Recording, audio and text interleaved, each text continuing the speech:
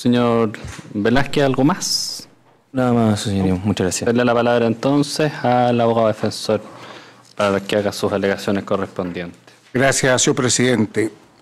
Señor presidente, esta defensa está muy consciente de la enorme tragedia del día 14 de mayo del 2015 y la verdad que entendemos en toda su magnitud el sufrimiento que ha tenido esta familia, señoría, de las víctimas de ese día. No podemos sino señalarlo, y lo hemos señalado desde el primer día en que este juicio se inició. Pero nuestro Estado de Derecho, señoría, nos señala, ¿cierto?, y nos establece como una garantía constitucional el tener un juicio cuando ocurre un hecho de esta naturaleza, un debido proceso y una pena establecida por el legislador, que como lo ha señalado el señor fiscal en su presentación, y en base a lo resuelto por este tribunal oral en lo penal el 15 de noviembre del año 2017, mi representado fue condenado por los homicidios de don Ezequiel Bolvarán Salinas y de don Diego Guzmán Farías. ¿Cuál es la pena que en definitiva, señoría, debe imponerse a mi representado? La pena en abstracto, señoría, en la que está señalada el artículo 391, número 2, es la de presidio mayor en su grado medio, es decir, de 10 años y un día a 15 años. Pero estamos en presencia, señoría, de dos delitos de homicidio, pero una sola acción. Y ello, señoría, nos obliga a buscar la solución frente a esta situación, no solo en las normas legales que están en los artículos 74, 75, 351 del Código Procesal y 74 y 75 del Código Penal, sino que también, señoría, lo que los autores han escrito sobre este tema, que no es un tema menor, porque nos encontramos frente a un concurso de delitos. ¿Qué tipo de concurso? Y como ya lo estudiamos, todos los que estamos presentes en la universidad, cuando de una acción se producen o se causan o satisface las exigencias típicas de dos o más delitos, estamos en presencia, y tal como el Consejo Fiscal, de un concurso ideal de delitos. Pero no existen concursos ideales de delitos a secas. Por lo menos hay dos. La señora fiscal lo mencionó, el concurso ideal homogéneo y el concurso ideal heterogéneo. ¿De qué se trata este veredicto o esta causa o este veredicto de condena? De un concurso ideal homogéneo. ¿Por qué? Porque de la única acción que realizó mi representado de disparar un arma, se producen o se causan dos delitos, en este caso de homicidio. Ambos tratados, señoría, en el mismo cuerpo legal. Sin embargo, señoría, frente a esta situación, ¿cuál norma aplicaremos para los efectos de sancionarlo? El artículo 74, como se ha pedido tanto por el Ministerio Público como por los querellantes, o el artículo 75.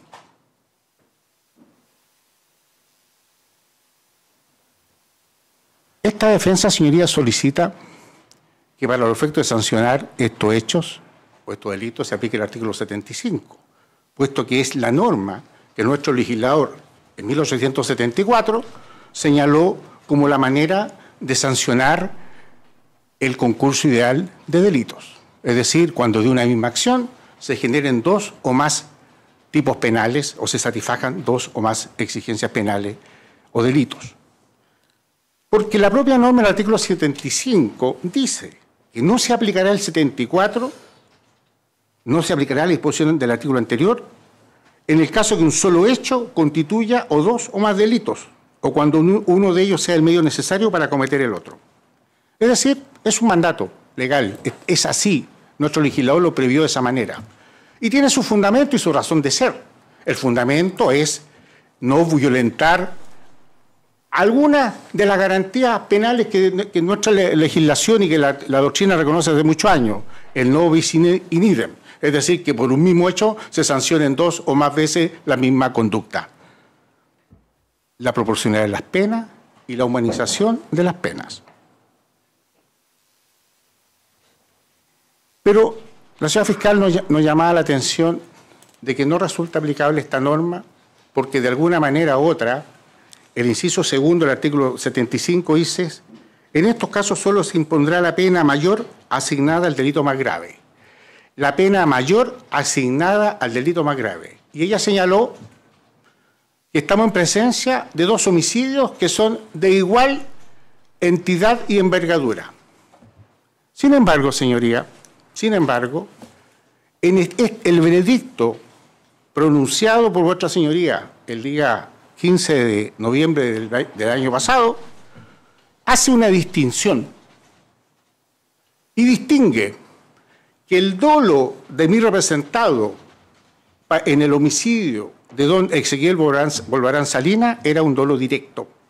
Y respecto de la víctima Diego Guzmán Farías, era un dolo eventual. Dolo eventual. Y vuestra señoría señaló por qué era un dolo eventual. La figura del dolo eventual está reconocida en nuestra legislación en forma expresa en el artículo 2 del Código Penal o nuestro ordenamiento jurídico penal. No.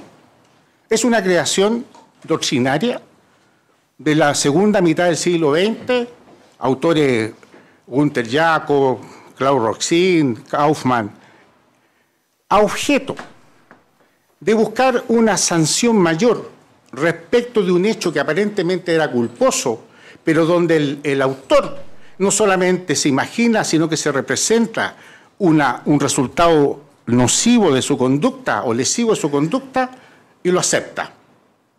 Es más que una culpa con representación, dicen los autores. Entonces, el dolo eventual, señoría, no está regulado en nuestra legislación. Ha sido aceptado, señoría, en no más de 20 sentencias dictadas por lo menos en los últimos 15 años. Están recogidas en el libro del autor Hernán Silva Silva, todos los casos de dolo eventual.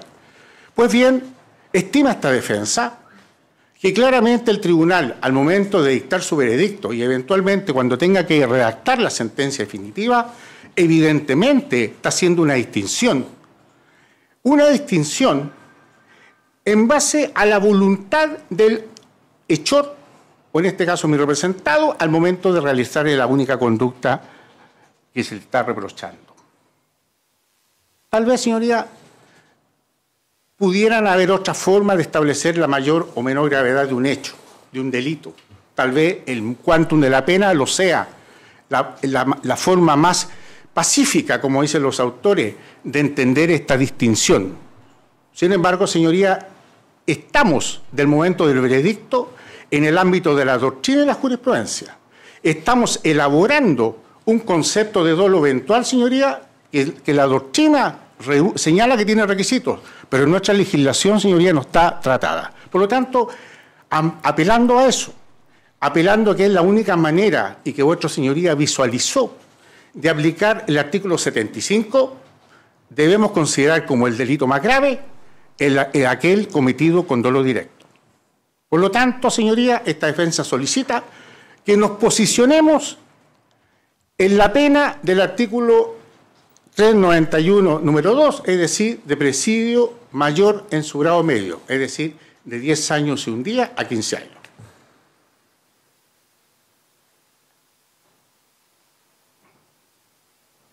No se agota, señoría, todavía la determinación de la pena, porque sea o no aplicable, según me referiré, el artículo 17, letra B, de la ley 17.798,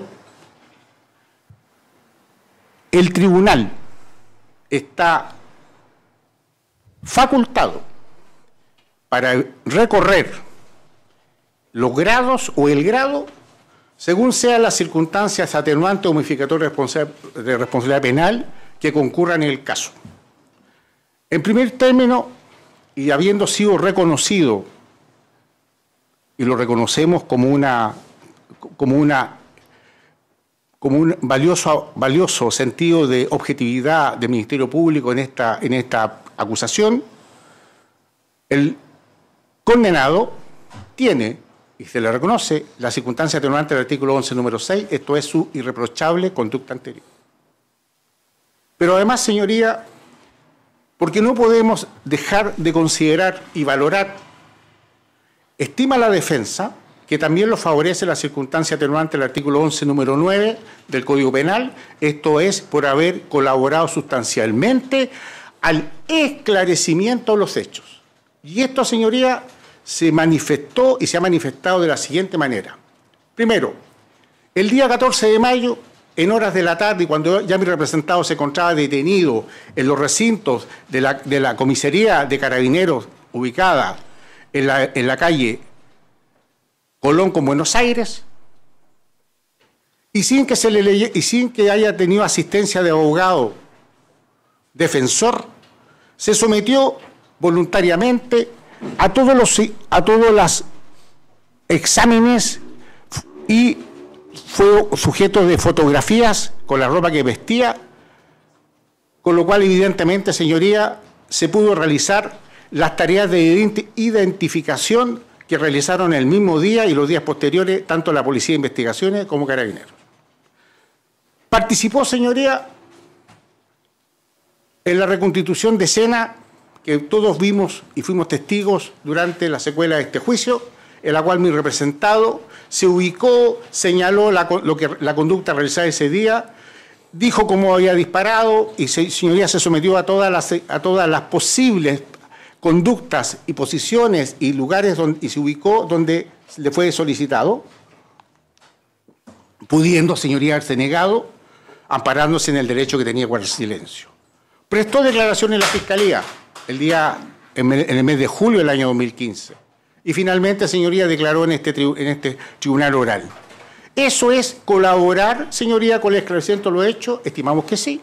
Es una colaboración sustancial al esclarecimiento de los hechos. Por lo tanto, creemos que a mi representado se le debe reconocer esta segunda circunstancia atenuante.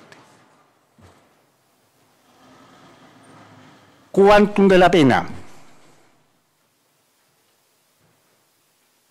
Estamos todos en conocimiento, señoría, porque esta defensa presentó un requerimiento de inaplicabilidad al Tribunal Constitucional antes de que se iniciara este juicio oral, pidiendo que se declarara la inaplicabilidad del artículo primero de la ley 18.216 en relación al artículo 17 de la ley 17.798, ley de control de armas, porque dicha norma excluía de cualquier pena sustitutiva el delito de porte o tenencia ilegal de armas de fuego. El Tribunal Constitucional, ya cuando entró a conocer y cuando conoció este hecho, ya estaba en conocimiento de que por el delito de porte y tenencia ilegal de armas de fuego se había dictado un veredicto de absolución. Evidentemente no procedía entrar, señoría, a conocer de dicho hecho. Y nos quedó, señoría, vigente la otra reclamación de inaplicabilidad de la segunda parte del artículo 17, letra B, que se refiere, señoría, a aquella acápite que dice que el tribunal no considerará para la aplicación de la pena de los delitos señalados en las letras A, B, C, D del artículo anterior y número tercero, ni respecto de los delitos o cuasi delitos en que se hayan usado las armas de fuego a que se refieren los artículos 2 y 3.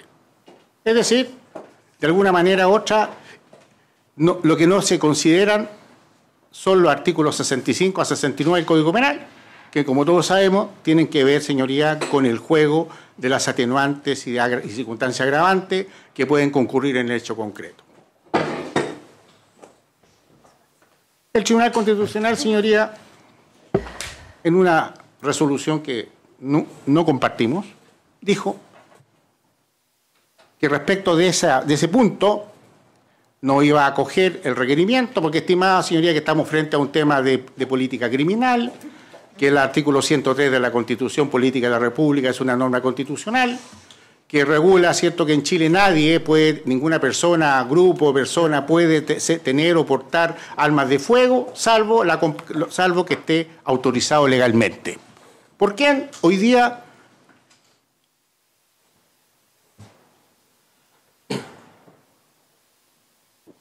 por el órgano fiscalizador, es decir,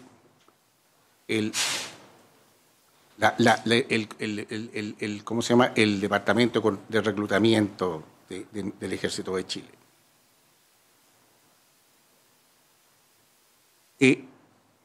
Sin embargo, dentro del grado, porque la limitación que establece el artículo 17 letra B tiene que ver con que el tribunal no podrá, dice, rebajar ni aumentar la pena que el legislador ha establecido, en este caso una pena única de 10 años y un día 15, pero que podrá aplicar y considerar dentro de ese grado las circunstancias modificatorias que concurran en el caso y también, por supuesto, lo que se ha señalado respecto de la mayor o menor extensión del mal causado.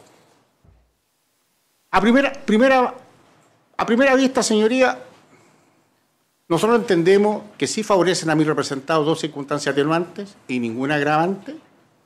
Entendemos que la pena que se tiene que aplicar, si consideráramos que estaba vigente al 14 de mayo del 2015 la norma del artículo 17 letra B, no podría, señoría, exceder de la pena de 10 años y un día. Sin embargo, señoría,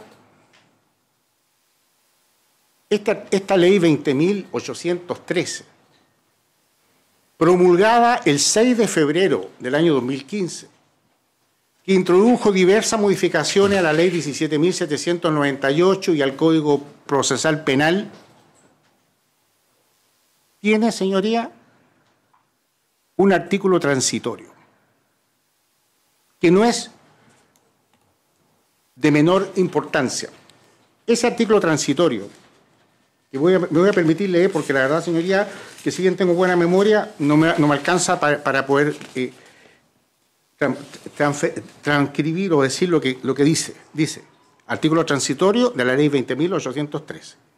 Sin perjuicio de lo prescrito en el artículo 23 de la ley 17.798, sobre control de armas, facúltase a la Dirección General de Movilización Nacional para proceder dentro del plazo de 180 días a contar de la entrada en vigencia de la presente ley, a la destrucción de las armas y demás elementos de que trata la referida ley 17.798, que hayan permanecido en depósito en arsenales de guerra por un plazo igual o superior a 5 años.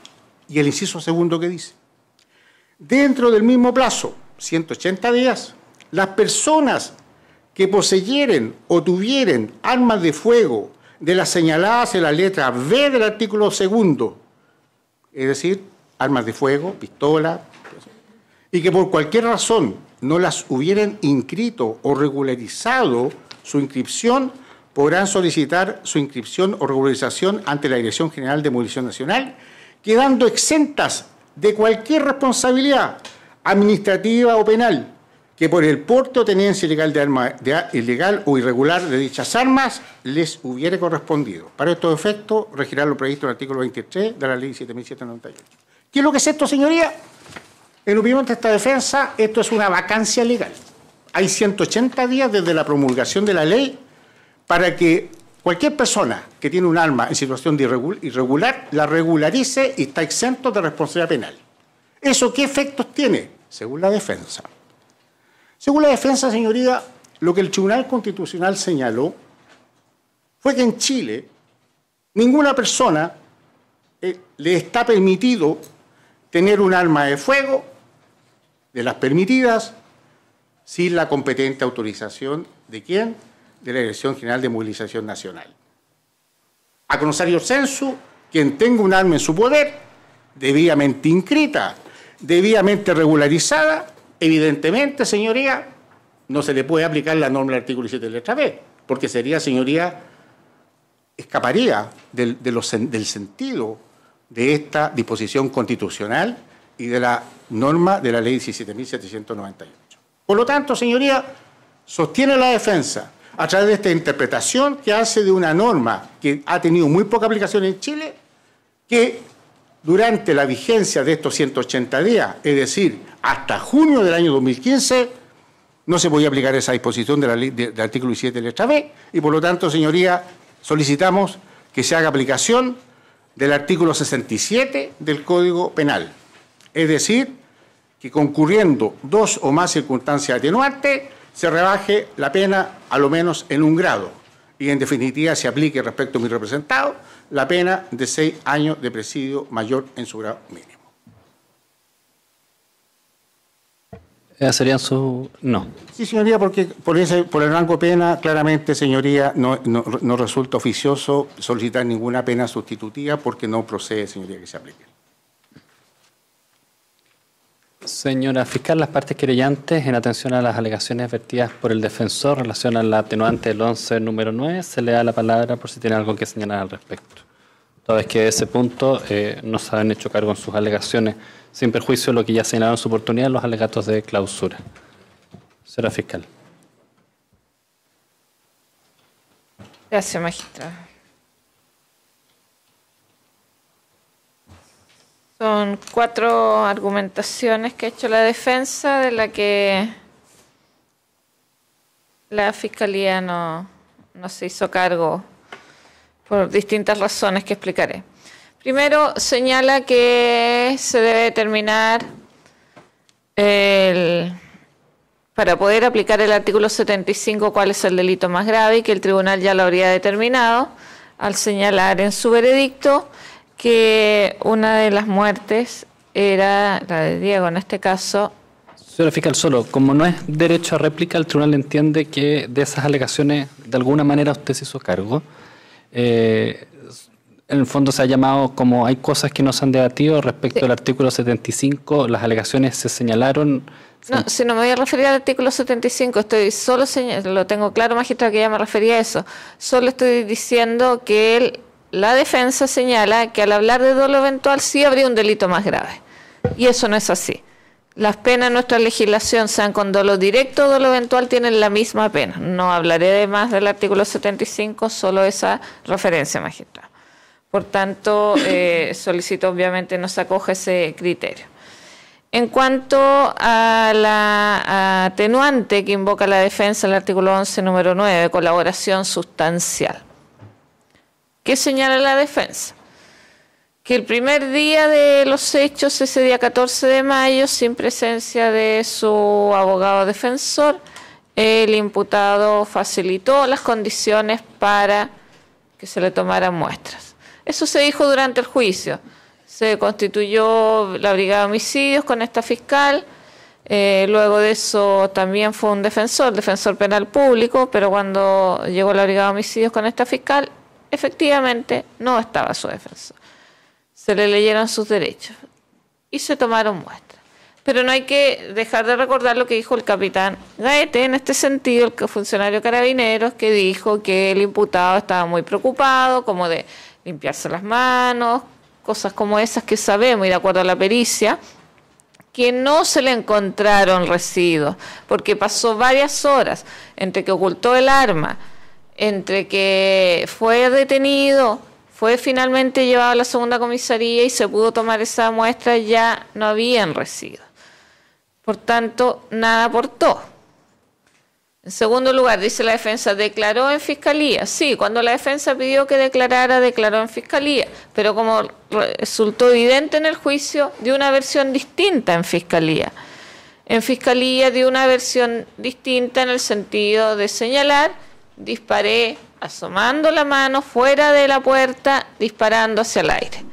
Luego, en la reconstitución de escena de septiembre, dio otra versión que quedó plasmada también en las grabaciones que pudimos ver. No, dijo él, yo estaba dentro, parado en un peldaño, al final del peldaño, y apunté hacia el interior. Durante el juicio también cambió un poco, no es que estaba al interior, pero pudo haberse asomado la mano. En definitiva, yo creo que nunca para el tribunal quedó claro a cuál de todas las versiones tendría que acogerse en relación al imputado. Solo en una cosa se mantuvo firme, en relación a ese disparo. Disparé al aire. Disparé al aire, magistrado, cuando teníamos, por suerte, muchos testigos que decían cómo había disparado, pericias que lo demostraron. Esa colaboración, decir, sí, yo disparé, porque lo había visto toda la gente, o mucha gente que estaba en Plaza Victoria, ¿qué aporta, magistrado? ¿Algo sustancial al esclarecimiento de los hechos? Dijo el perito Farías, si hubiera disparado al aire, como dice, de acuerdo a las mediciones, la bala, el proyectil hubiera traspasado el techo, hubiera traspasado la catedral que está al frente y hubiera ido a dar a un colegio. Es lo único que dijo siempre, disparé al aire. No estaríamos en un juicio de homicidio por Diego y Ezequiel, magistrado. Claramente, eso que se dice ahora que fue gran aporte, no lo es. Sí declaró, pero da una versión distinta a cómo ocurrieron los hechos, y eso lo sostengo porque el tribunal ya dijo cómo ocurrieron los hechos. Disparó al frente. Se presta para una prueba de residuos que no va a tener, se tenía que hacer igual, pero no tenía ningún resultado. Declara y cambia las versiones. Declara en juicio y también insiste. Lo único que insiste y se mantiene es que disparó al aire. Dando cuenta de, además de agresiones hacia él y a su familia, que después cuando vio los videos tuvo que retractarse porque no fueron tales. ¿Cuál es la colaboración sustancial? Ponerse en el lugar del hecho, cuando hay grabaciones que lo fijan en el lugar del hecho, cuando hay testigos que lo fijan en el lugar del hecho. ¿Qué vacío llena? ¿Qué cosa nueva aporta? Nada, magistrado. Por tanto, solicitamos se rechace el atenuante del artículo 11, número 9. Por otra parte, magistrados, la defensa, no sé, para asociar, diría yo, su última alegación,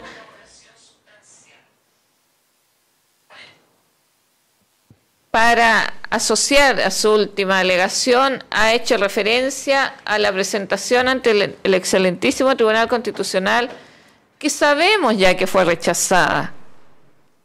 Y sabemos que a diferencia de los recursos que se declaran abandonados en la ilustrísima Corte de Apelaciones, cuando no va el que los presentan y se declaran abandonados y no es necesario que la otra parte alegue, que en el excelentísimo Tribunal Constitucional, pese a que la defensa no fue a declarar y a sostener su presentación, se vio con los alegatos de las partes querellantes y de la Fiscalía.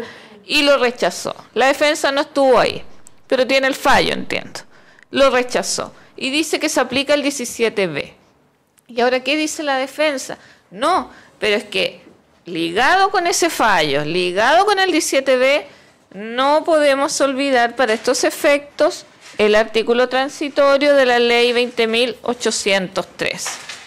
Y ese artículo transitorio establece que hay un plazo, en definitiva, dentro del mismo plazo, las personas que poseyeran o tuvieran armas de fuego de la señalada en la letra B del artículo 2, y que por cualquier razón no las hubieran inscrito o regularizado su inscripción, podrán solicitar su inscripción o regularización ante la Dirección General de Movilización Nacional, quedando exentas de cualquier responsabilidad administrativa o penal.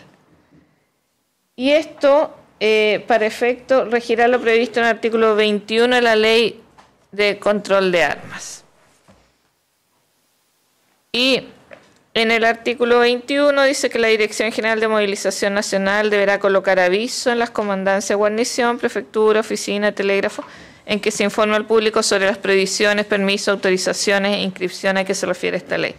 Además, difundirá las disposiciones de esta ley a través de los medios de comunicación.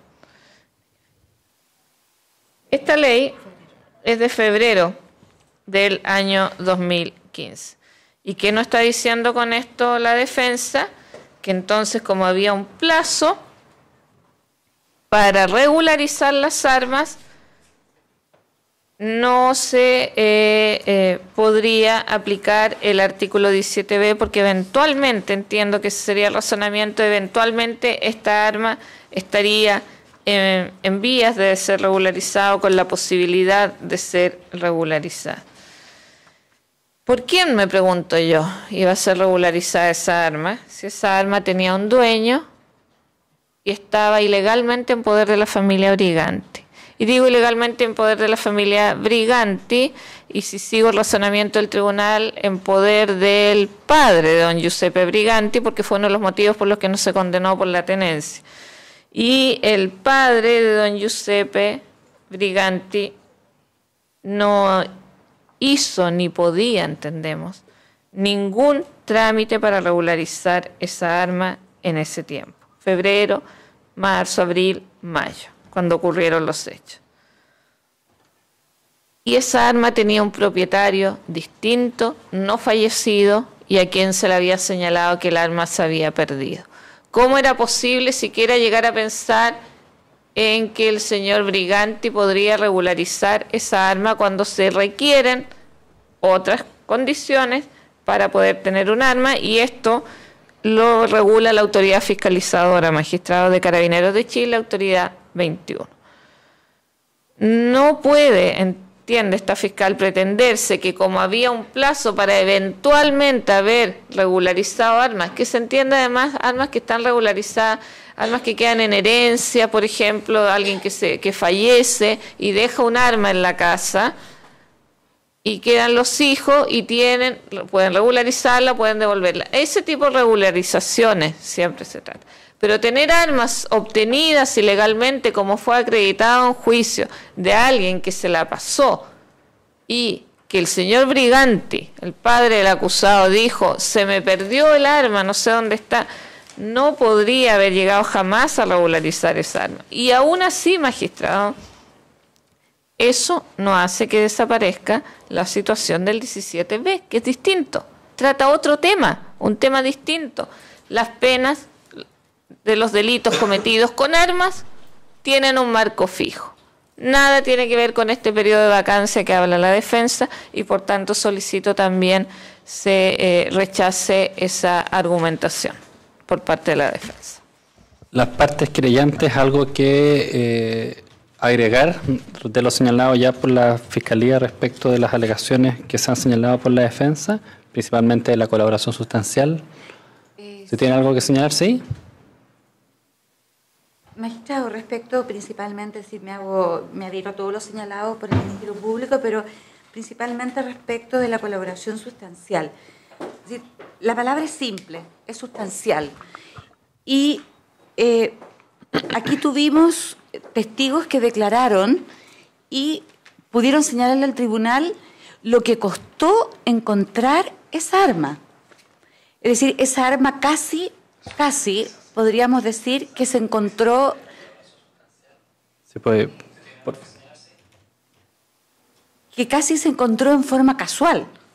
Tuvimos aquí a los funcionarios de la PDI que en definitiva ya en altas horas de la tarde, habiendo pasado muchas horas, por casualidad bajaron por una escalera que incluso no tenía buen acceso porque estaba sin peldaños, etcétera, y se dieron cuenta que había una muralla que tenía una parte abierta, y después empezaron a tocar y vieron que había un espacio abierto detrás de otro panel, sacaron el panel y ahí casualmente encontraron el arma. Por lo tanto, ¿de qué cooperación estamos hablando? ¿De qué cooperación? Es decir, ninguna, y menos aún sustancial. Es decir, para ver una cooperación sustancial se debiera hacer el siguiente ejercicio. Saquemos todo lo que hizo el señor Briganti. No declaró, no fue a la reconstitución de escena. ¿Cuál habría sido el resultado? Exactamente el mismo. Es decir, la investigación que llevó la Fiscalía, con la acuosidad que fue, con toda la prueba que se rindió, habría llegado al mismo convicción del tribunal si es que el señor Briganti no hubiera declarado, porque cuando declaró cambió absolutamente todo el contexto. Y también cuando fue a la reconstitución de escena, porque como lo acaba de decir la señora fiscal, cuando fue a la reconstitución de escena agregó otra versión más a los hechos. Por lo tanto, señorías, desde ese punto de vista, esta parte estima que obviamente no hay una cooperación de ningún tipo, y menos eficaz o sustancial. Y respecto de lo que se señaló del artículo 17b, es decir, dejar claro, señoría, lo último que señaló la defensa, que cuando habla del artículo transitorio de esta ley, ese artículo transitorio, evidentemente, estoy de acuerdo con lo que dice el Ministerio Público, la señora fiscal, es decir, no puede referirse a armas que se adquirieron de la forma como la adquirió el padre del señor Briganti, en forma absolutamente irregular y absolutamente ilegal. De hecho, si nos acordamos de la declaración de él hablaba que tenía un arma fogueo y que en definitiva nunca existió esa arma fogueo. Entonces, por lo tanto, venir a decir acá que estaba amparado dentro de ese plazo, la verdad, señoría, que esta parte no está de acuerdo. Por lo tanto, también solicita que se rechace eso, lo señalado por la defensa en ese sentido. Señor Velázquez, ¿algo que señalar? Solo adherirme a lo señalado por el Ministerio Público y la querellante anterior. Perfecto. Lo primero, antes que se me olvide, tener por incorporados los documentos del Ministerio Público, el extracto de filiación, los certificados de nacimiento y previo a dar por terminada esta audiencia, como nos ha dicho la fecha de la lectura del fallo, esta se va a realizar el día viernes 6 de abril. Para que sepan los intervinientes, el día viernes 6 de abril a las 8:50 de la mañana se va a conocer, en primer lugar, todo lo que se ha vertido y se ha discutido en esta audiencia, más el conocimiento y, como saben ustedes, el contenido del fallo en su totalidad. 8:50, ¿sí? Sí. 8:50. Solo para efectos, también, aunque hay relativa claridad sobre ese punto, entendemos que la privación de libertad, para los efectos de considerar en abono, que ha permanecido el acusado, es desde la fecha de los hechos. El día 14, Sí, señor. magistrado. Sí, ese, desde ese día en adelante ha estado de manera interrumpida privado de libertad. Sí. Señor defensor, señor Briganti, ¿va a solicitar ser trasladado para efecto de la lectura del fallo o va a quedarse dentro del complejo penitenciario? No es obligatorio venir, si usted no viene, se le va a notificar por medio de su abogado y además se le va a mandar copia de la sentencia al complejo penitenciario. Su decisión, si quiere viene, si quiere no viene, es un tema totalmente voluntario. No quiere ser trasladado. Se deja presente eso, entonces no se oficiará en su oportunidad al complejo penitenciario para los efectos de no ser trasladado entonces. Si no hay nada más entonces que alegar, se pone término a presente audiencia. Gracias. Gracias, magistrado.